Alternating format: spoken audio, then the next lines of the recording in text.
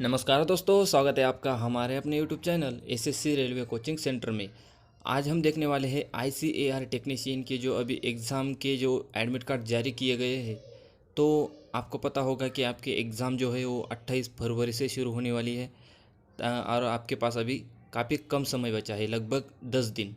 ठीक है, तो 28 फरवरी, 2 मार्च, 4 मार्च और 5 मार्च को, ऐसे 4 दिन आपके एग्ज़ाम में से, 4 दिनों में से किसी एक दिन आपकी जो एग्ज़ाम है वो होगी।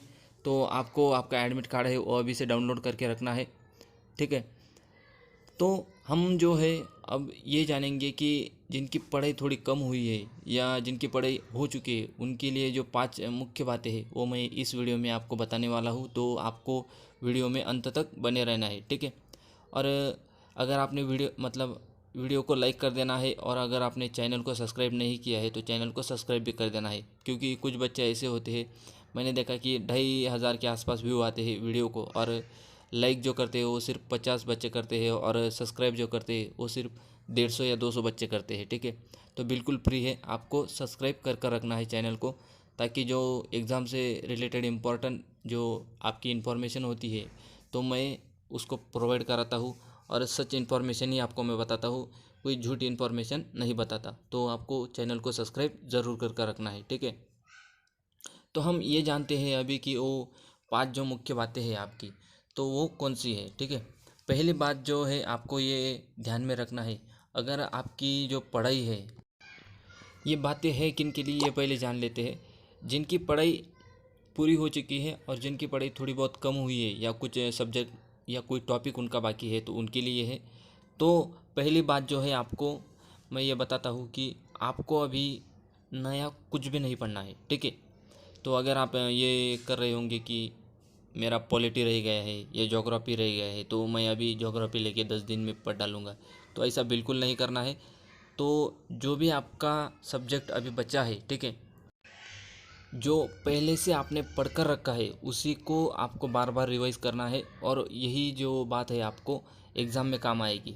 अगर आप नया कुछ पढ़ने के लिए अभी लेंगे तो जो पीछे आपने पढ़ा है 1 डेढ़ महीने में वो सब आप भूल जाएंगे। ठीक है, अभी 10 दिन है तो आप काफ़ी अच्छे से जो पीछे आपने पढ़ के रखा है उसका रिवीजन आप कर सकते हो।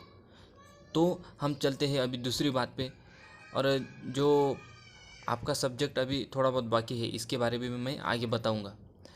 अगर आपकी पढ़ाई पूरी नहीं हुई है, ठीक है, अगर आपकी जो पढ़ाई है किसी सब्जेक्ट की रह गई है, मानो कि आपकी ज्योग्राफी की जो पढ़ाई है उन बिल्कुल नहीं हुई है, तो मैं आपको बताता हूँ कि उसमें जो इम्पोर्टेंट पॉइंट है, सिर्फ इम्पोर्टेंट पॉइंट, जैसे कि भारत है उसका मैप आप देख सकते हो।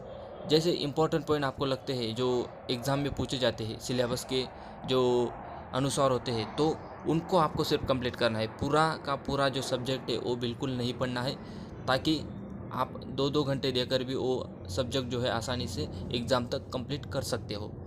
तो आगे की जो बात है वो है ज़्यादा से ज़्यादा क्वेश्चन की प्रैक्टिस करनी है।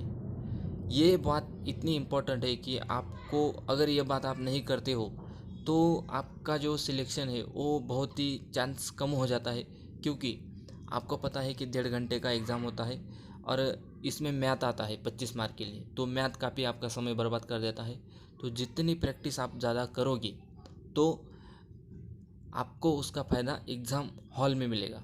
और जितने भी अभी टेस्ट है, मॉक टेस्ट मोबाइल पर है, क्योंकि आपका जो है एग्ज़ाम ऑनलाइन है, तो आपको जितनी भी टेस्ट आ रही है अभी 1-1 1.5 घंटे की, जो भी सब चैनल वाले डालते हैं, तो आपको वो पूरी की पूरी मॉक टेस्ट लगा देनी है। ठीक है, जितनी ज़्यादा आप लगा पाओगे, रोज़ 2 तो कम से कम लगानी ही है। ठीक है, अगली बात है, ये भी बात बहुत इंपॉर्टेंट है, अपने मन पर दबाव नहीं रखना है। अगर जिनकी पढ़ाई पूरी हो गई है, ये हर बच्चे के साथ होता है कि जैसे जैसे एग्ज़ाम पास में आता है तो मन पर थोड़ा सा दबाव बन जाता है कि होगा या नहीं होगा, हमारी पढ़ाई तो हुई है, थोड़ा सा बाकी रह गया है। तो बिल्कुल फ्री माइंड से आपको एग्ज़ाम में जाना है, और बिल्कुल भी किसी चीज़ का दबाव नहीं रखना है। तो आपको ये सोच कर चलना है कि हमारी पढ़ाई अभी पूरी हो गई है, लेकिन अभी 10 दिन बाकी है, तो आपको रिवीजन और मॉक टेस्ट पे ज़्यादा से ज़्यादा अभी भर देना है। ठीक है, तो जैसे कि बहुत सारे बच्चों के साथ होता है, अपने मन पर दबाव बना लेते हैं, तो उसका जो परिणाम है वो आपको एग्ज़ाम में देखने को मिल जाता है। आपको अगर कुछ क्वेश्चन आते भी है तो तब भी आप गलत करके आते हो, ऐसा हो जाता है, ठीक है। तो ये बात आपको याद रखनी है। तो और आखिरी बात जो है मैथ, आपका मैथ की जो है इतनी अभी प्रैक्टिस करके रखनी है कि 10 दिन में कम से कम 1 घंटा तो आपको रोज़ मैथ की प्रैक्टिस के लिए देना है। एक टॉपिक जो है आप हर रोज़ कंप्लीट कर सकते हो, 10 दिन में 10 टॉपिक आसानी से कंप्लीट हो जाएंगे, ठीक है। तो ज़्यादा से ज़्यादा मैथ की जो है प्रैक्टिस करनी है।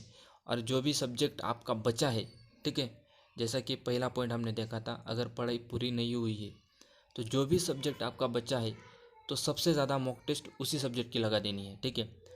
तो जैसे कि आप ज्योग्राफी लेते हैं, हम ज्योग्राफी की आपकी पढ़ाई नहीं हुई है तो आपको उसी की ज़्यादा मॉक टेस्ट लगानी है। तो आपका सब्जेक्ट भी थोड़ा कंप्लीट हो जाएगा और आपको ये भी मन में नहीं लगेगा कि मेरा जो है पढ़ाई अभी पूरी नहीं हुई है। तो आपको पढ़ाई से अच्छा होता है कि आप मॉक टेस्ट लगा लो, ताकि वो सब्जेक्ट आपको आसानी से ध्यान में आ जाए और कोई क्वेश्चन आए तो आपको बिल्कुल नहीं चिढ़ेगा। और इतना हार्ड लेवल का क्वेश्चन नहीं पूछेगा आपको, 10वीं लेवल का है तो वैसे ही पढ़ाई आपको रखनी है, ठीक है। और ज़्यादा से ज़्यादा क्वेश्चन और आंसर की प्रैक्टिस करनी है। तो ये मुझे कुछ बातें बतानी थी आपको। और सबको all the best for ICAR technician exam. तो आपको सिलेक्शन इस बार लेके ही रहना है, ठीक है। और चैनल को सब्सक्राइब भी कर रखना है, और अगर वीडियो पसंद आया तो वीडियो को लाइक कर देना है, ताकि ज़्यादा से ज़्यादा बच्चों तक ये वीडियो पहुंच सके। धन्यवाद।